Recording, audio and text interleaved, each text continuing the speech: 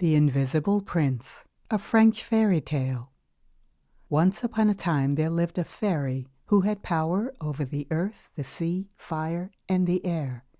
And this fairy had 4 sons. The eldest, who was quick and lively with a vivid imagination, she made Lord of Fire, which was in her opinion the noblest of all the elements. To the second son, whose wisdom and prudence made amends for his being rather dull, she gave the government of the earth.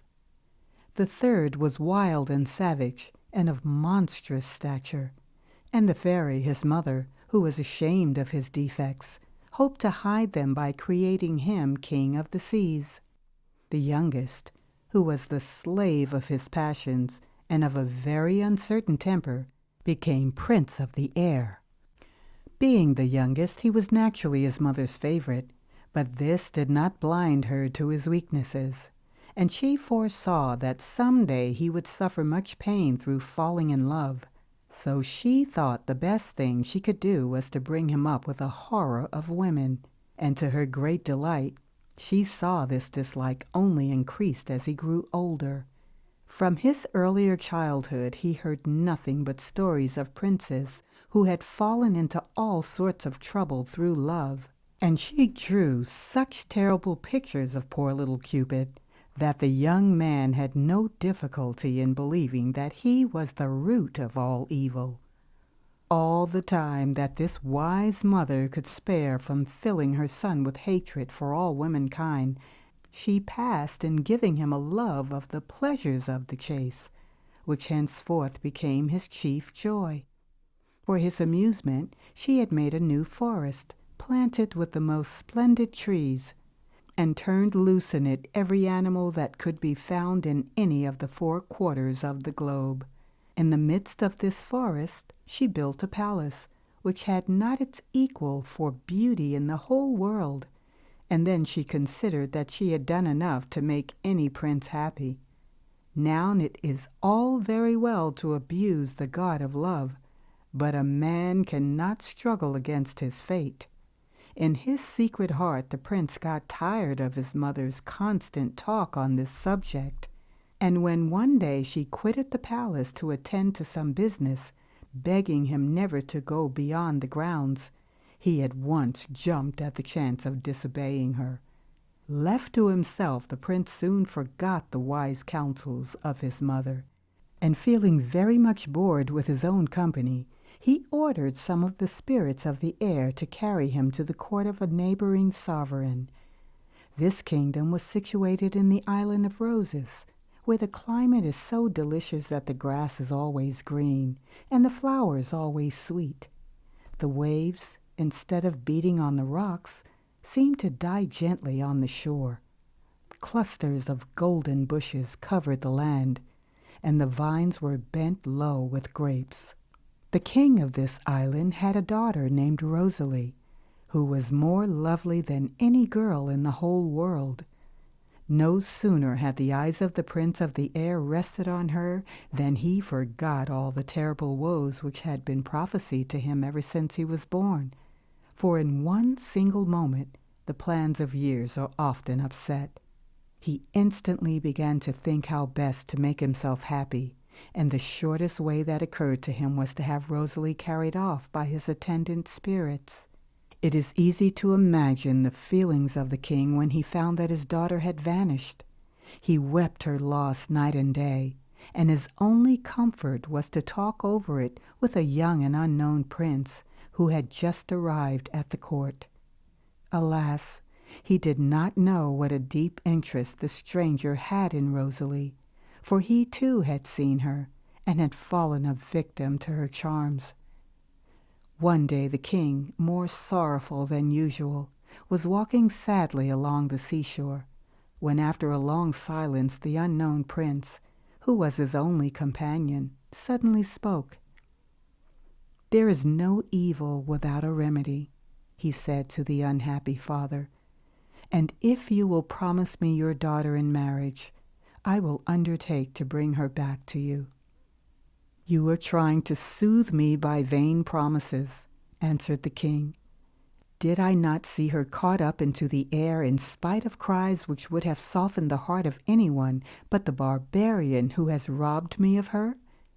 The unfortunate girl is pining away in some unknown land, where perhaps no foot of man has ever trod, and I shall see her no more. But go, generous stranger, bring back Rosalie if you can, and live happy with her ever after in this country, of which I now declare you heir." Although the stranger's name and rank were unknown to Rosalie's father, he was really the son of the king of the Golden Isle, which had for capital a city that extended from one sea to another. The walls, washed by the quiet waters, were covered with gold, which made one think of the yellow sands. Above them was a rampart of orange and lemon trees, and all the streets were paved with gold. The king of this beautiful island had one son, for whom a life of adventure had been foretold at his birth. This so frightened his father and mother that in order to comfort them, a fairy, who happened to be present at the time, produced a little pebble which she told them to keep for the prince till he grew up, as by putting it in his mouth he would become invisible, as long as he did not try to speak, for if he did, the stone would lose all its virtue. In this way the good fairy hoped that the prince would be protected against all damages. No sooner did the prince begin to grow out of boyhood than he longed to see if the other countries of the world were as splendid as the one in which he lived. So, under pretense of visiting some small islands that belonged to his father, he set out. But a frightful storm drove his ship on to unknown shores, where most of his followers were put to death by the savages, and the prince himself only managed to escape by making use of his magic pebble. By this means he passed through the midst of them unseen, and wandered on till he reached the coast, where he re-embarked on board his ship. The first land he sighted was the Island of Roses, and he went at once to the court of the king, Rosalie's father. The moment his eyes beheld the princess, he fell in love with her like everyone else. He had already spent several months in this condition when the prince of the air whirled her away, to the grief and despair of every man on the island. But sad though everybody was, the prince of the Golden Isle was perfectly inconsolable, and he passed both days and nights in bemoaning his loss. "Alas," he cried, "shall I never see my lovely princess again? Who knows where she may be, and what fairy may have her in his keeping? I am only a man, but I am strong in my love, and I will seek the whole world through till I find her." So saying, he left the court and made ready for his journey. He traveled many weary days without hearing a single word of the lost princess, till one morning, as he was walking through a thick forest, he suddenly perceived a magnificent palace standing at the end of a pine avenue, and his heart bounded to think that he might be gazing on Rosalie's prison.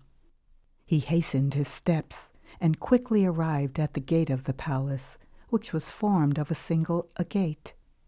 The gate swung open to let him through, and he next passed successively 3 courts, surrounded by deep ditches, filled with running water, with birds of brilliant plumage flying about the banks.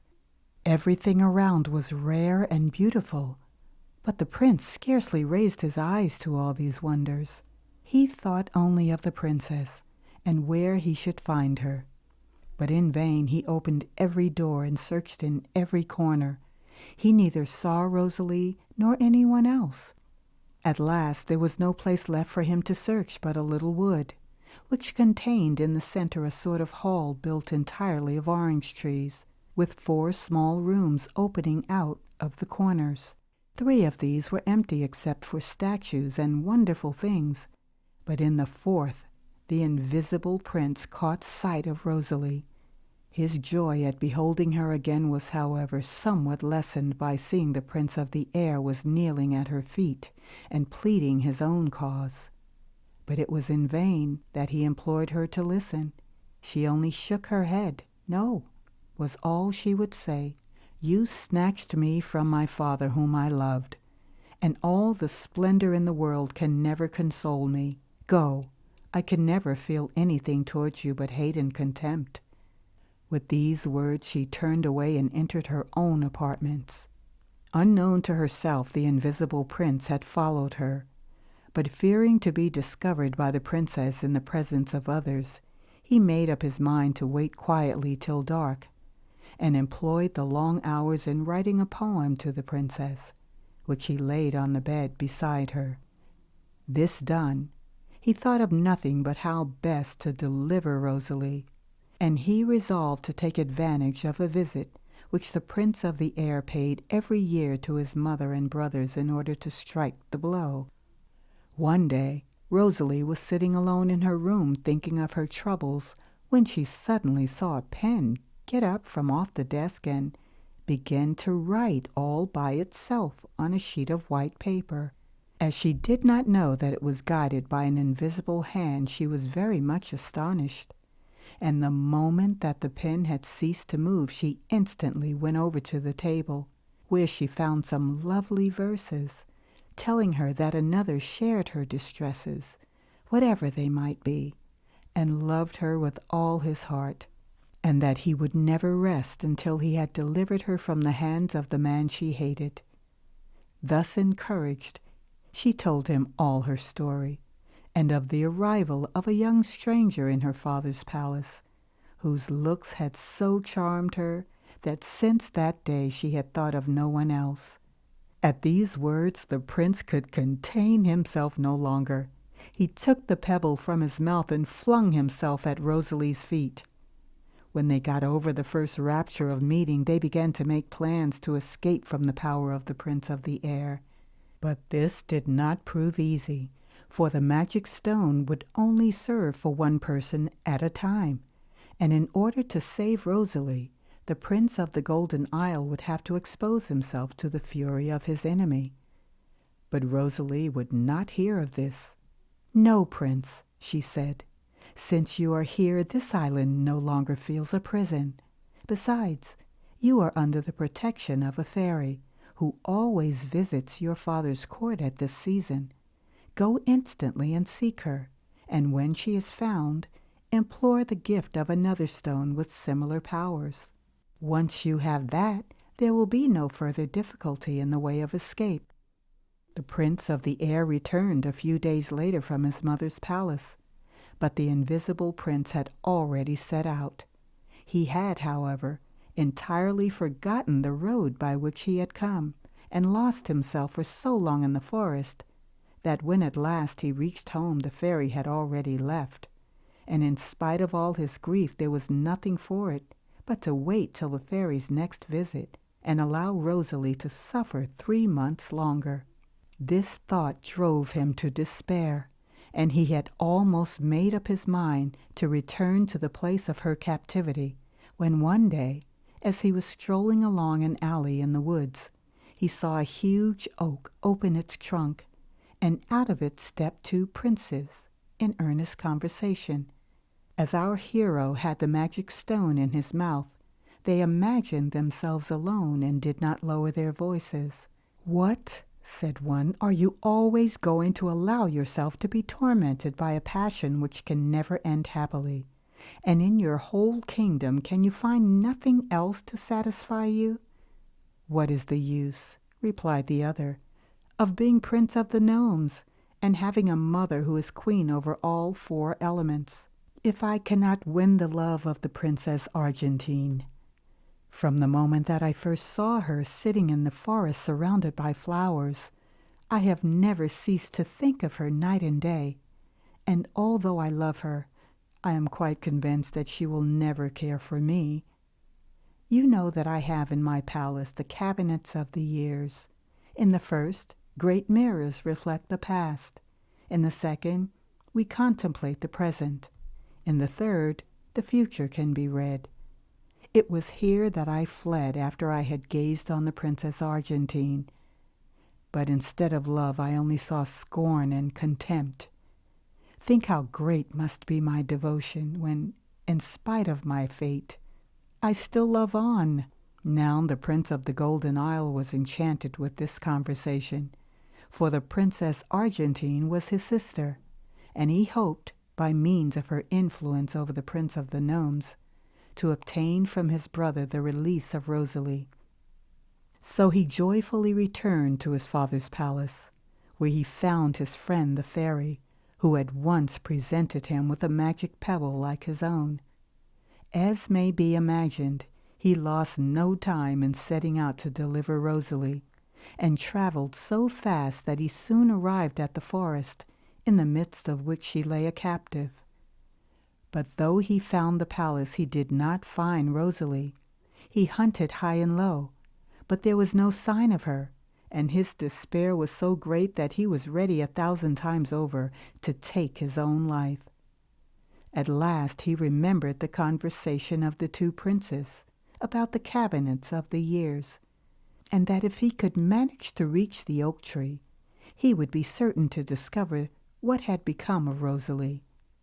Happily, he soon found out the secret of the passage, and entered the cabinet of the present, where he saw reflected in the mirrors the unfortunate Rosalie sitting on the floor and weeping bitterly, and surrounded with genii who never left her night or day. This sight only increased the misery of the prince, for he did not know where the castle was, nor how to set about finding it. However, he resolved to seek the world through till he came to the right place. He began by setting sail in a favorable wind, but his bad luck followed him even on to the sea.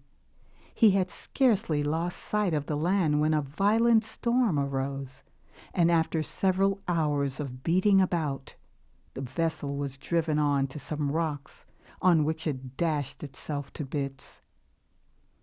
The prince was fortunate enough to be able to lay hold of a floating spar, and contrived to keep himself afloat. And after a long struggle with the winds and waves, he was cast upon a strange island.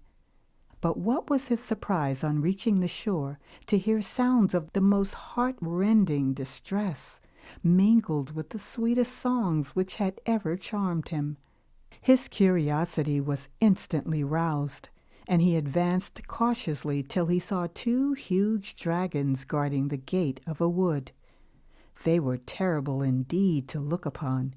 Their bodies were covered with glittering scales, their curly tails extended far over the land, flames darted from their mouth and noses, and their eyes would have made the bravest shudder. But as the prince was invisible, and they did not see him, he slipped past them into the wood. He found himself at once in a labyrinth, and wandered about for a long time without meeting anyone. In fact, the only sight he saw was a circle of human hands sticking out of the ground above the wrist, each with a bracelet of gold on which a name was written. The farther he advanced in the labyrinth, the more curious he became, till he was stopped by 2 corpses lying in the midst of a cypress alley, each with a scarlet cord round his neck and a bracelet on his arm, on which were engraved their own names and those of 2 princesses. The invisible prince recognized these dead men as kings of 2 large islands near his own home, but the names of the princesses were unknown to him. He grieved for their unhappy fate, and at once proceeded to bury them. But no sooner had he laid them in their graves than their hands started up through the earth and remained sticking up like those of their fellows. The prince went on his way thinking about this strange adventure, when suddenly at the turn of the walk he perceived a tall man whose face was the picture of misery, holding in his hands a silken cord of the exact color of those round the necks of the dead men. A few steps further, this man came up with another as miserable to the full as he himself. They silently embraced, and then without a word passed the cords round their throats, and fell dead side by side. In vain the prince rushed to their assistance and strove to undo the cord. He could not loosen it, so he buried them like the others, and continued his path, He felt, however, that great prudence was necessary, or he himself might become the victim of some enchantment, and he was thankful to slip past the dragons and enter a beautiful park with clear streams and sweet flowers and a crowd of men and maidens. But he could not forget the terrible things he had seen, and hoped eagerly for a clue to the mystery. Noticing two young people talking together, he drew near, thinking that he might get some explanation of what puzzled him. And so he did. "You swear," said the prince, "that you will love me till you die, but I fear your faithless heart, and I feel that I shall soon have to seek the fairy Despair, ruler of half this island. She carries off the lovers who have been cast away by their mistresses and wish to have done with life. She places them in a labyrinth where they are condemned to walk forever with a bracelet on their arm and a cord round their necks, unless they meet another as miserable as themselves. Then the cord is pulled, and they lie where they fall, till they are buried by the first passer-by. Terrible as this death would be," added the prince, "it would be sweeter than life if I had lost your love." The sight of these happy lovers only made the prince grieve the more, and he wandered along the seashore, spending his days. But one day he was sitting on a rock bewailing his fate and the impossibility of leaving the island, when all in a moment the sea appeared to raise itself nearly to the skies, and the caves echoed with hideous screams.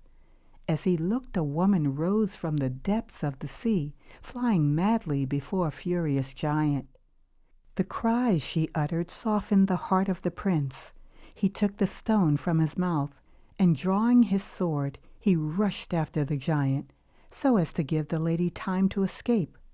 But hardly had he come within reach of the enemy than the giant touched him with a ring that he held in his hand, and the prince remained immovable where he stood. The giant then hastily rejoined his prey, and seizing her in his arms, he plunged her into the sea.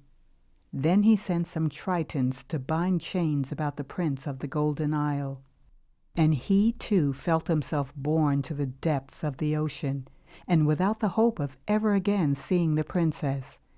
Now the giant whom the invisible had so rashly attacked was the lord of the sea, and the third son of the queen of the elements, and he had touched the youth with a magic ring which enabled a mortal to live under water.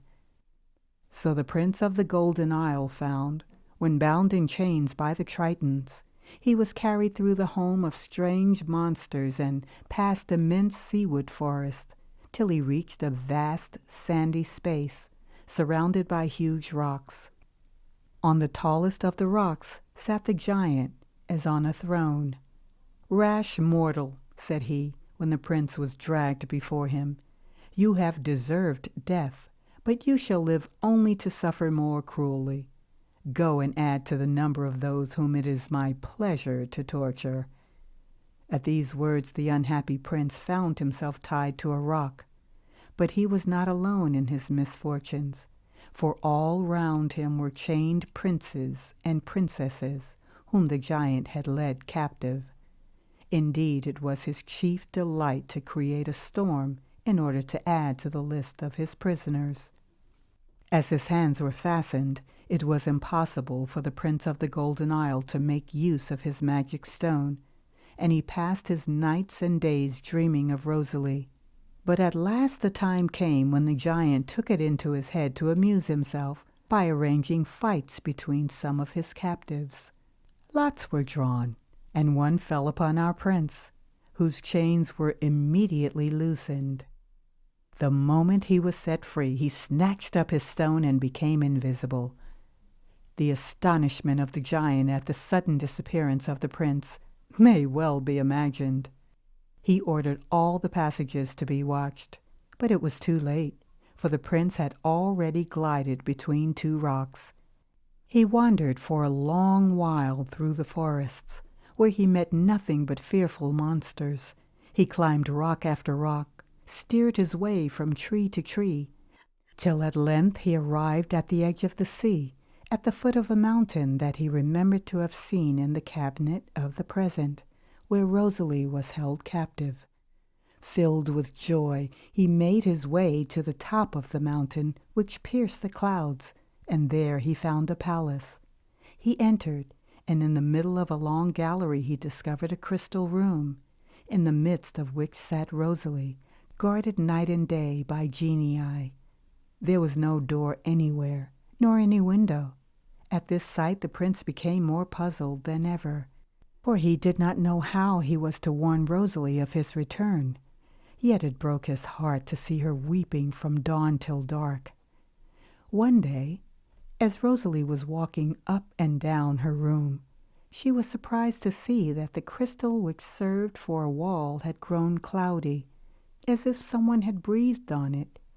And what was more, wherever she moved, the brightness of the crystal always became clouded. This was enough to cause the princess to suspect that her lover had returned. In order to set the princes of the air's mind at rest, she began by being very gracious to him, so when she begged that her captivity might be a little lightened, she should not be refused. At first the only favor she asked was to be allowed to walk for 1 hour every day, up and down the long gallery. This was granted, and the invisible prince speedily took the opportunity of handing her the stone, which she at once slipped into her mouth. No words can paint the fury of her captor at her disappearance. He ordered the spirits of the air to fly through all space, and to bring back Rosalie wherever she might be. They instantly flew off to obey his commands, and spread themselves over the whole earth. Meanwhile, Rosalie and the invisible prince had reached, hand in hand, a door of the gallery which led through a terrace into the gardens. In silence they glided along, and thought themselves already safe, when a furious monster dashed itself by accident against Rosalie and the invisible prince, and in her fright she let go of his hand. No one can speak as long as he is invisible, and besides, they knew that the spirits were all around them, and at the slightest sound they would be recognized. So all they could do was to feel about in the hope that their hands might once more meet. But alas, the joy of liberty lasted but a short time. The princess, having wandered in vain up and down the forest, stopped at last on the edge of a fountain. As she walked, she wrote on the trees, "If ever the prince, my lover, comes this way, let him know that it is here I dwell, and that I sit daily on the edge of this fountain, mingling my tears with its waters." These words were read by one of the genii, who repeated them to his master. The prince of the air, in his turn making himself invisible, was led to the fountain and waited for Rosalie. When she drew near, he held out his hand, which she grasped eagerly, taking it for that of her lover, and seizing his opportunity, the prince passed a cord round her arms, and throwing off his invisibility, cried to his spirits to drag her into the lowest pit. It was at this moment that the invisible prince appeared, and at the sight of the prince of the genii mounting into the air, holding a silken cord, he guessed instantly that he was carrying off Rosalie. He felt so overwhelmed by despair that he thought for an instant of putting an end to his life. "Can I survive my misfortune?" he cried. "I fancied I had come to an end of my troubles, and now they are worse than ever. What will become of me? Never can I discover the place where this monster will hide Rosalie." The unhappy youth had determined to let himself die, and indeed his sorrow alone was enough to kill him, when the thought that by means of the cabinets of the years he might find out where the princess was imprisoned gave him a little ray of comfort. So he continued to walk on through the forest, and after some hours he arrived at the gate of a temple guarded by 2 huge lions. Being invisible, he was able to enter unharmed. In the middle of the temple was an altar, on which lay a book, and behind the altar hung a great curtain. The prince approached the altar and opened the book, which contained the names of all the lovers in the world, and in it he read that Rosalie had been carried off by the Prince of the Air to an abyss which had no entrance except the one that lay by way of the fountain of gold. Now, as the prince had not the smallest idea where this fountain was to be found, it might be thought that he was not much nearer Rosalie than before. This was not, however, the view taken by the prince. Though every step that I take may perhaps lead me further from her, he said to himself, I am still thankful to know that she is alive somewhere. On leaving the temple, the invisible prince saw 6 paths lying before him, each of which led through the wood. He was hesitating which to choose, when he suddenly beheld 2 people coming towards him down the track which lay most to his right. They turned out to be the Prince Gnome and his friend, and the sudden desire to get some news of his sister, Princess Argentine, caused the invisible prince to follow them and to listen to their conversation. "Do you think," the Prince Gnome was saying, "do you think that I would not break my chains if I could? I know that the Princess Argentine will never love me, yet each day I feel her dearer still. And as if this were not enough, I have the horror of feeling that she probably loves another. So I have resolved to put myself out of my pain by means of the golden fountain. A single drop of its water falling on the sand around will trace the name of my rival in her heart. I dread the test, and yet this very dread convinces me of my misfortune." It may be imagined that after listening to those words the invisible prince followed Prince Gnome like a shadow, and after walking some time they arrived at the golden fountain. The unhappy lover stooped down with a sigh, and dipping his finger in the water, let fall a drop on the sand. It instantly wrote the name of Prince Flame, his brother. The shock of this discovery was so real that Prince Gnome sank fainting into the arms of his friend. Meanwhile, the invisible prince was turning over in his mind how he could best deliver Rosalie. Since he had been touched by the giant's ring, he had the power to live in the water as well as on land. He had once dived into the fountain. He perceived in one corner a door leading into the mountain, and at the foot of the mountain was a high rock on which was fixed an iron ring with a cord attached. The prince promptly guessed that the cord was used to chain the princess, and drew his sword and cut it. In a moment he felt the princess's hand in his, for she had always kept her magic pebble in her mouth, in spite of the prayers and entreaties of the Prince of the Air to make herself visible.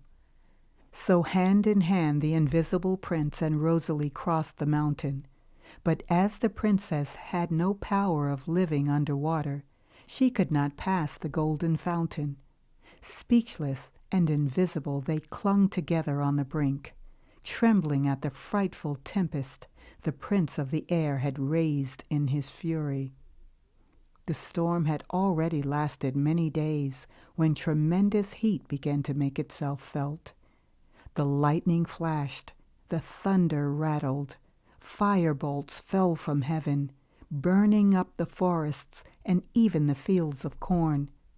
In one instant the very streams were dried up, and the prince, seizing this opportunity, carried the princess over the golden fountain. It took them a long time still to reach the Golden Isle, but at last they got there, and we may be quite sure they never wanted to leave it any more. The end.